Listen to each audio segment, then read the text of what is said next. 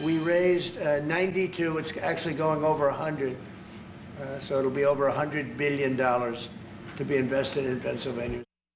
President Donald Trump sharing more about investments being made in Pennsylvania, telling reporters today at the White House he owes Pennsylvania a big debt of gratitude for helping him become president again. One of the investments that jumped out is $15 billion to build the largest natural gas power plant ever in Homer City, Indiana County. The former Homer City generating station, once a coal-fired plant, is being proposed to provide the electricity required for artificial intelligence and high-performance computing.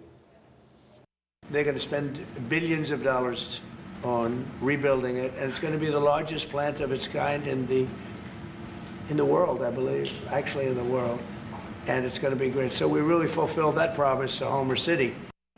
This project is expected to create 1,000 on-site jobs in addition to 10,000 new construction jobs. With the investments promised during the AI and Energy Summit at Carnegie Mellon University, much of it is earmarked for data centers. These can require massive amounts of energy to run. Chris Hoffman takes a look at what it could require from our infrastructure. According to experts, this really comes down to what type of data centers are being built.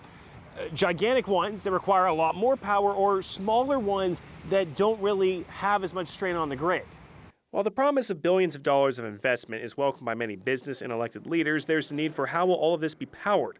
Some of the data centers needed for AI can be loads up to 1,000 megawatts. Many data centers for other needs are only 20 to 100 megawatts.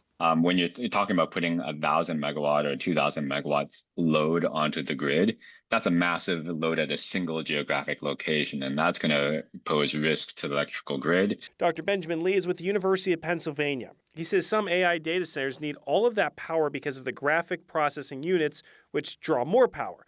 Now, depending on what AI facilities would be built, there is the chance smaller data centers may be needed that could put less of a strain on the grid and be built in cities. Bigger ones will probably be in more remote areas. That's going to require lots of land, maybe a generation plant to produce all of the electricity and so on. As for powering the AI, there has already been the talks of building natural gas plants and nuclear plants to meet the need. Dr. Lee says PA has some of the most natural gas in the country, and that makes the area prime for this investment. So I think the extent that that plays a role, I think natural gas is a big part of generating electricity for the future. But there is the question of who pays for the new energy infrastructure needed to power everything. Dr. Lee says power needs have stayed flat for about a decade, but with these centers and pushes for electric devices, there is more need for the energy. I think there is a question about what is the fair and equitable distribution of these costs. According to the Penn professor, a challenge the energy industry faces is keeping up with technology and building power generators as fast as the tech can be built. Chris Hoffman, KDKA-TV News.